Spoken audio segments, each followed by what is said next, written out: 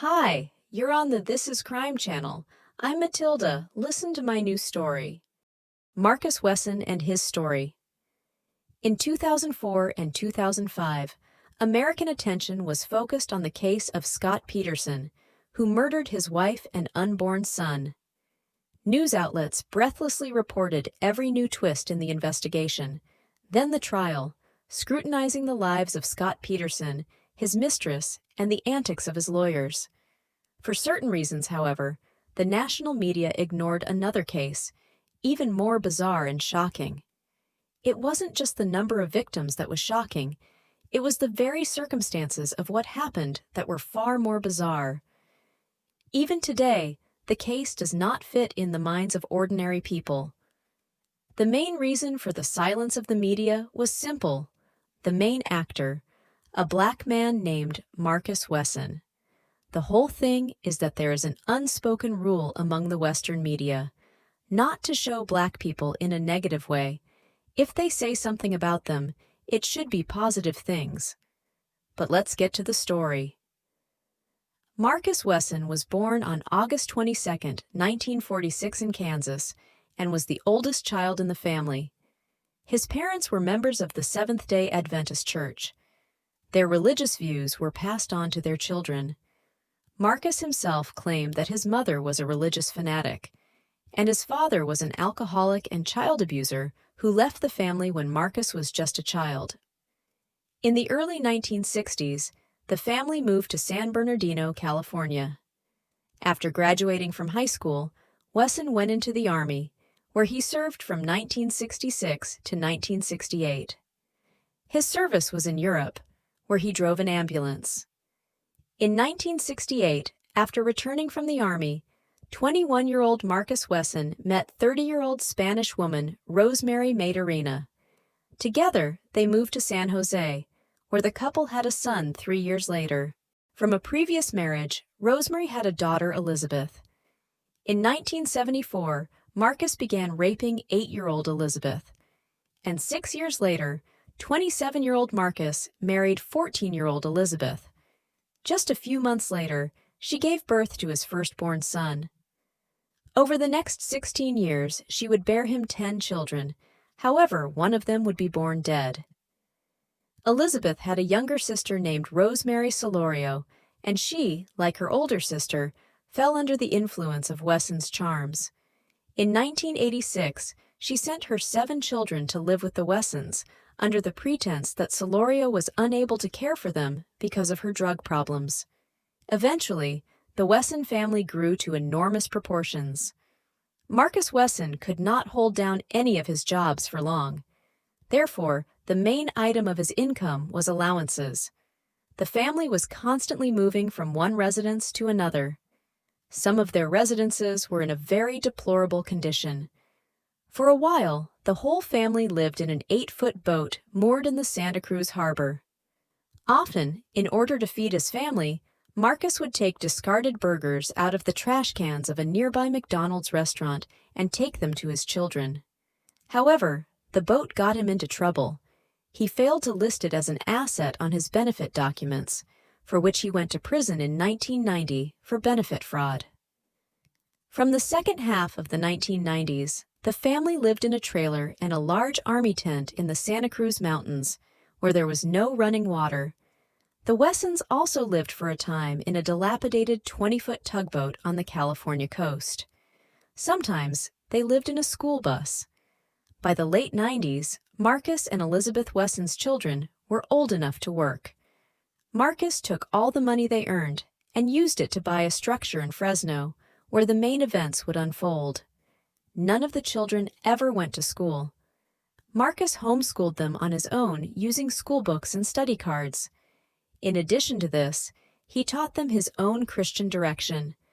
He was a fan of the sectarian David Koresh, who, along with his 80 followers, died in the FBI siege of his Texas homestead in 1993. Marcus Wesson, too, created a cult of personality among children. He described himself as Jesus Christ and police officers as Satan's accomplices. When the family watched the news on TV about David Koresh's Branch Davidian sect, Wesson would tell the children, This is how the world attacks God's people. This man is just like me. He was making babies for the Almighty. We have to do the same thing. We have to make babies for the Most High. Marcus told his family that they should be prepared to die if someone tried to break into their home. To his niece, Rosa Solorio, and her daughter, Sabrina Wesson, he told them they were strong soldiers who must hunt down and kill those family members who betrayed Marcus and who might have to kill the entire family and themselves, among others, to prevent an invasion. Anticipating something like this, Wesson bought a stock of 10 coffins from an antiques dealer. Wesson liked vampires so much that he gave himself, his daughters and nieces vampire names. For example, he asked himself to be called Eva Mercuspir, a mix of the names Jesus, Marcus, and vampire. Marcus Wesson began sleeping with his daughters and nieces after he got out of prison in 1990. According to the testimony of Ruby Ortiz, née Solorio, one of the nieces who was sent to live with the Wessons, Marcus began raping her when she was 8 years old. She claimed to have loved Marcus, and at the age of 13, she herself proposed marriage to him. The wedding ceremony consisted of the couple placing their hands on a Bible and reciting their vows. In all, Wesson married 3 of his nieces and 2 of his own daughters. He had children by each of them. First wife, Elizabeth Wesson, fully approved of such incestuous unions. When Ruby Solorio ran away from home as a teenager, Elizabeth convinced her to return home to care for her son by Marcus. Ruby Ortiz stated that Maruk was abusive and controlling. He isolated the children from the outside world and beat her with a stick or baseball bat when she talked to the boys or refused to learn lessons. Despite the cruelty, many family members remembered life with Marcus Wesson with warmth. He devised entertainment for the family, such as plays, concerts, and ugly contests, in which the children had to dress up as ugly as possible. The Wessons often frightened the neighbors. Marcus himself, for example, is about 180 pounds, and a neighbor in Fresno described his hair as one big, greasy lump of dreadlocks. It was as if his hair consisted of nothing but dirt and lard. When Marcus needed to travel with his family to the outside world, the women donned black robes and moved exclusively behind him, in absolute silence, with their eyes downcast. When the Wessons lived on a boat, if Marcus needed to get to shore, he would get into a smaller boat. The women would take up the oars and drive him to shore. They would wait for him without leaving the boat and then drive him back. Many believed he kept the girls as slaves. At home, women were expected to wear long black skirts, white or gray blouses, and black high-heeled shoes. All the boys, as well as most of the girls, left home when they were old enough. However, 2 of the daughters, Sabrina Wesson and Elizabeth Briney Wesson, and one of the nieces, Rosa Solorio, remained with their father even as adults to help support the family. In addition to them, there were several young children in the home. In 2003, the Wessons purchased a home in Fresno that had previously been used as an office building. The building was built in 1966 and was about 100 square meters in size. According to the documents, the building was purchased in the name of Rosa Solorio for $100,000. The city authorities decided to evict the family members because the building was not intended for habitation. Many would later say that the prospect of eviction played a role in later events.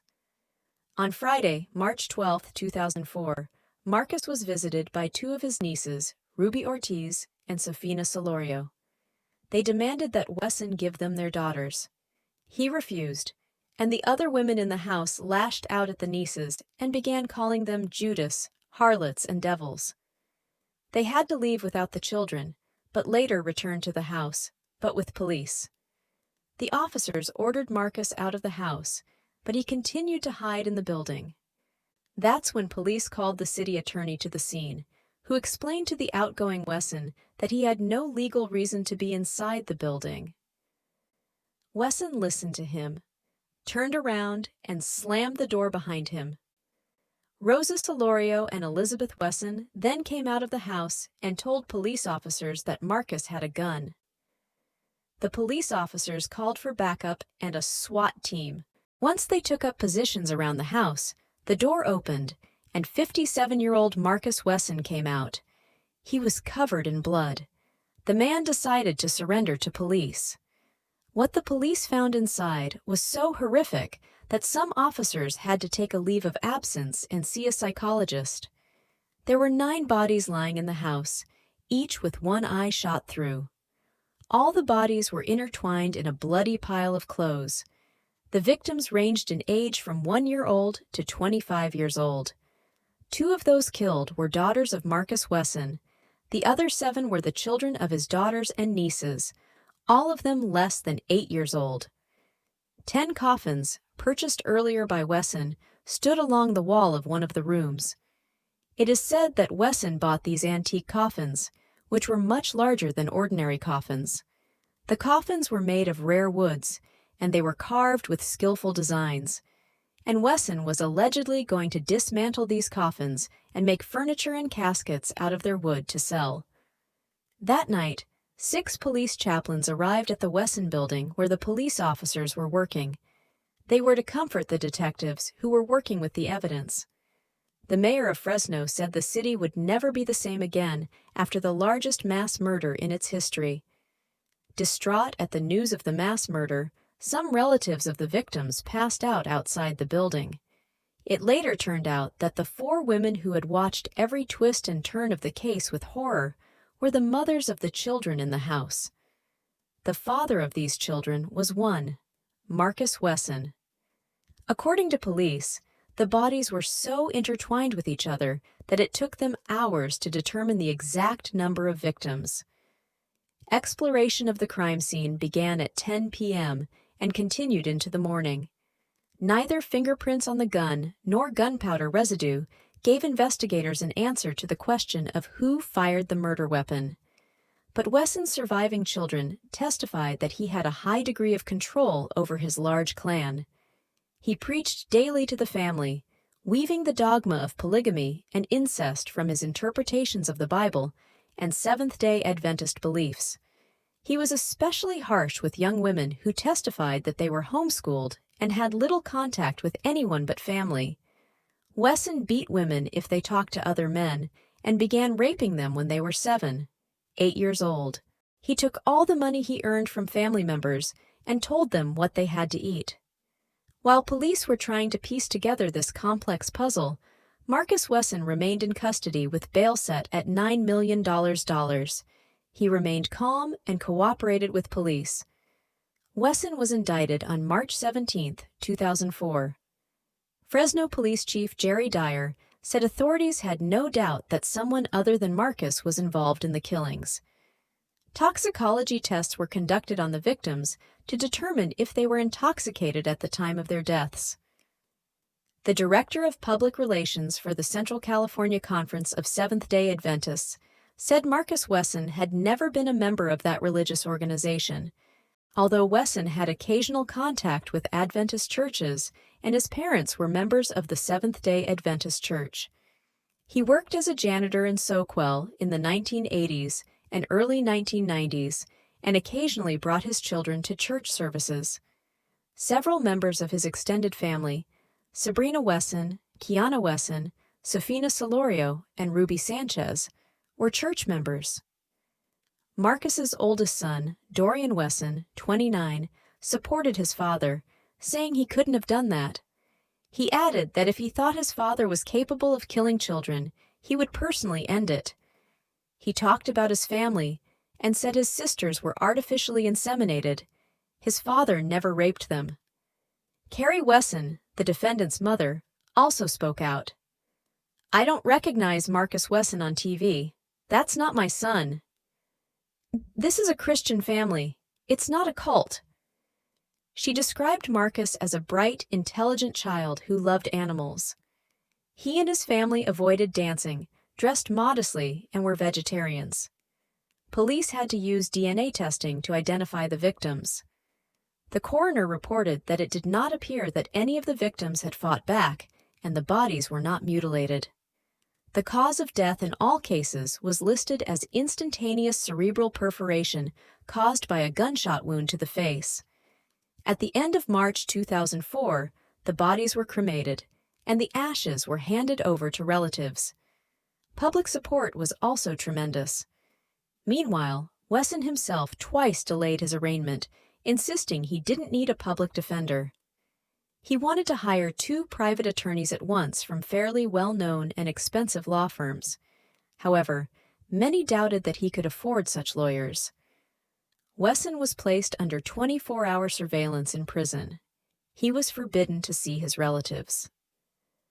On Wednesday, April 7, 2004, Marcus Wesson was charged with 33 counts of sexual assault. Among the evidence found at the scene was a handgun. Powder gas marks on Wesson's hands were tested, as well as fingerprints on the handle. At a preliminary hearing, Wesson refused to plead guilty. The attorney who was appointed to him by the court, Pete Jones, also argued that his client was innocent. The attorney questioned police officers who found a .22 caliber pistol and a hunting knife at the scene. Both items were lying under the body of the older victim, 25-year-old Sabrina Wesson. The bullet had passed through her eye and traveled upward, and her body lay on top of the other bodies. In other words, the lawyer argued that Sabrina had killed 8 people and then killed herself. This version coincided with a suicide pact the family had made years earlier. When authorities attempted to interfere in the family's affairs, the children must kill themselves. One of Wesson's older daughters confirmed this version. On the other hand, the prosecutor argued that Wesson shot all the victims himself. Judge Lawrence Jones ruled that there was enough evidence against Wesson to put him on trial for the murder of his 9 children. If found guilty, he could be sentenced to death. Other testimony at the hearing included allegations of sexual and physical abuse by Wesson. It was alleged that Wesson began raping his daughters when they were as young as 5 years old. When one of the girls became pregnant, Wesson told her to tell everyone that she had been artificially inseminated. Marcus Wesson also sent a letter to the Fresno Bee newspaper telling them about a biographical book he had previously written. It turned out that his book, titled In the Night of Light for Darkness, did exist, but was rejected in 2002 by a New York publisher. In successive court hearings, Marcus Wesson insisted that he had not killed anyone. His lawyers continued to convince the jury and the judge that the deceased Sabrina Wesson was responsible for all the murders. In the end, the jury refused to find Wesson guilty of firing the deadly shots.